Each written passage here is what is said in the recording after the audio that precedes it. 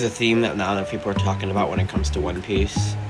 The idea of self-sacrifice never actually works out in the end. Almost every single time we see something or some group try to do a self-sacrifice, it never gets the result they want. As early as East Blue, when we saw Nami trying to do the self-sacrifice for her village, she found out she was just going to get extorted more and more because Arlong was working with the Marine to take away the money. So it wouldn't matter how much money she saved up to try and buy back her village, because all the money she would save, Arlong would have the Marine snuff it out, and then everything that she worked for would just be gone in just instance. But she still kept trying because she had the idea that thought that if she could, she can, and it'll then fix everything and nothing else will have a problem. And it just never would. No matter how many times she was told she can get help or how it won't work with her idea of just doing this by herself, she still kept trying to stick to it. But it never ever came through.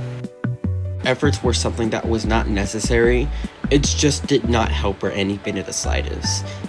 And it doesn't happen to just... We go ahead a little bit. We go all the way to Alabasta. And one of the things that I think is something that no one talks about is how Robin was literally willing to just die than the rather crocodile be able to get one of the ancient weapons. She knew how dangerous the ancient weapon would be if it got into Crocodile's hands. And instead of trying to work with other people to try and stop it, she was so used to people not being able to trust her to the point where she would just be like, okay, I'll just do everything myself. And she was going to die in that cave. She was straight up going to die, either by suffocation or getting crushed. When Luffy took her out of there, she was intrigued because she's like, oh wow, someone actually helped me? Cool. Well, I'm gonna make it a part of his burden so I can get something else I need out of this. And she spent that time with that crew. When we get to the next arc, which is Jaya. And I think it's really funny how also we had the same situation happen there. We met this man Cricket, who was so willing to find out if his ancestor was telling a lie or not, that he kept going underwater past the point where he should, and then re-submerged to the point he started having bubbles inside of his oxygen, and so he was going to die. If Chopper didn't pick him up, he would have died right there. He started working with the Straw Hats, and the Straw Hats made the idea to be like, okay, yeah, we can help out with your dream too, we can help it out, for sure, we got that. Went to Skypiea, not just because they wanted to, but also because Cricket was like, hey man, please just find out what happened to that land. Yeah, we found out, knock upstream. Then when we get to Skypiea, we see that there's a rebellion faction trying to stop Enel. But they were going to lose so poorly. I remember I saw years ago people being like, man, I'd hate Luffy, man. Luffy just takes away all my goals and dreams. Wiper would have died. All the Shindorians would have died. They were all going to die because they can't beat Enel on their own. No ands, ifs, or buts. They were going to be packed up.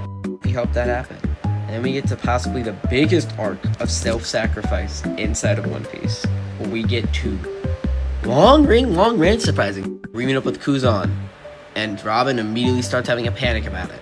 And what's the first thing she does? She immediately tries to stop him on her own. It gets frozen, puts the Straw Hats at a liability. So the Straw Hats start a fight, and they get packed up on their own. And Luffy has this genius idea to say, you know what? I'm gonna save my crew no matter what. Let's fight. And he would have lost and died if it wasn't for the connection Kuzan had with Garp. That self-sacrifice play was a luck thing right that arc. The next arc was also just a bare skin of their teeth, but it was way more at stake. Everybody and their mama knows how important Enies Lobby is, but I don't think people are pointing out how much Robin's self-sacrifice sabotaged almost everything about it. It's not a bad sabotage, because that sabotage was definitely needed. If we didn't have Enies Lobby, they would have definitely just... No. The Straw Hats might have just actually died. Like, they would not have been strong enough to deal with any of the threats they needed. Robin putting herself, willing to have the government take her away, thinking that the government would just let that slide and the Straw Hats would just be able to go carry on free, which makes no sense at all. But when you're in the idea of doing self-sacrifice, you think, oh, well, you know, I can help somehow, even if you know it won't. Robin was so willing to just let herself die, thinking that it would save everybody, knowing how much history and importance that she had, just because she was just finally given kindness. from her crew. And honestly, that's probably one of the strongest things about Robin, how much she's willing to just keep going and just sacrifice. Like, I know I'm skipping ahead a bit, but I think someone point out the fact that she was willing to get her arms cut off to try and go see Luffy again. Like, she was willing to Zoro her shit. Do you remember that in 3D2Y? She was sitting there in the cave with cuffs, and she's like, if I shut off my arms, I can be able to go back to my crew. Girl, your whole power is his arm! It's very interesting that, especially two women in the Straw Hat crew, they were willing to do the self-sacrifice plays. But that doesn't mean it was just those two. After the mandatory training arc gets started, when he finally gets to Amazon Lily and gets help from Boa to go to the Marineford, we literally saw how out of his element Luffy was for this. Like, he cannot hang with anybody in there. Not even in the prison he can hang with people. Them damn jailers, they were giving him problems, bruh. He kept going to Gear Second to try and knock out Hannibal because he can't take him down. Hannibal! Magellan literally almost ended the series because of Luffy's stupid ass fucking self-sacrifice shit. Almost ended the series. He permanently changed Luffy's lifespan because Luffy thought, okay, well, I need to get some adrenaline back so I can start feeling better. Like, Ivankov came to heal him up. And then once he ran out of energy again, during the actual war, he got even more lifespan taken off. Like, bro might actually die when he hits 30. And then the joke of it all, he did all this sacrifice, all of this time, take off so much years of his lifespan, and the main reason why he went there didn't even work. Ace still died. Literally nothing Luffy could have done about it. Especially at that time, nothing he could have done about it. He was too weak. He didn't have Haki. He was out of his element. He was exhausted. He's been fighting for days upon days upon days. He had a little break in Amazon Lily, and then when he came out of Amazon Lily, he came straight to Impel Down, and then he got KO'd by Magellan, and then he got into the Marineford War, and he was hanging with a bunch of Marines, and he was just, everywhere, just expelling all of his energy, just trying his best to try and save his brother. All that went to nothing because Ace just had his own personal goals for that. Ace is another thing of self-sacrifice, but it's kind of hard to talk about all that entire self-sacrifice without dedicating an entire video to it because he really just, his entire journey is just, I kind of relate to it a bit.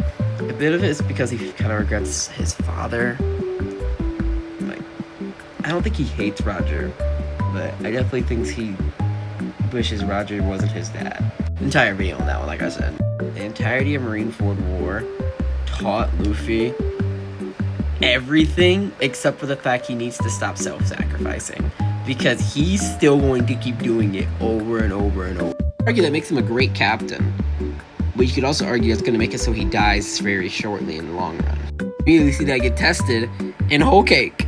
And yeah, it was not like 4 arcs later, sure. But like, if you think about like timeline wise, maybe like 3 months. We saw 2 arcs of sacrifice. We saw Sanji doing it because he's trying to protect the crew and dealing with the traumas of his family, trying to do it all alone, when we literally saw why that would never work. I mean, handle Big Mom's ship, what makes you think you're gonna be able to handle her entire crew? Well, I'll tell you what he thinks it is. He thinks, well, if I die, no one else would suffer. And then what happens immediately? Luffy's like, hell no, I need you. But Luffy spends almost the entirety of that arc trying to get Sanji back. And Sanji's trying to fight his hardest, trying to protect his crew from what's happening because of this position he put himself in. And we have 2 arcs of self-sacrifice. We have Luffy trying to just fix all the situation there. And sure, did he succeed in the end? Yeah. But he was so going to die. He immediately charged and took on all of Big Mom's army, an entire Yonko's army. He just the day prior took down one of the vice commanders. The best armament Haki users he's ever encountered at that point. He could not match that. And then he's like, alright, I'll take on this entire army for Sanji. Did he fight with Nami for that? Yeah. But what good is it if 2 self-sacrifices are willing to fight for someone else if they can't survive? Lucky they were just imprisoned. That entire story could have ended right then and there. If Big Mom wasn't a Disney villain, they would have died right then and there, or been pinned to labor. And while, yeah, they had the entire plan hitch off with Beiji, then we had Luffy versus Katakuri. But again, how many times I said this already? Luffy almost died! Because it works doesn't mean it's a good idea. Especially when it comes to the well-being of the person they care about. Honestly, I think that's a journey I'm going to have to learn about myself too.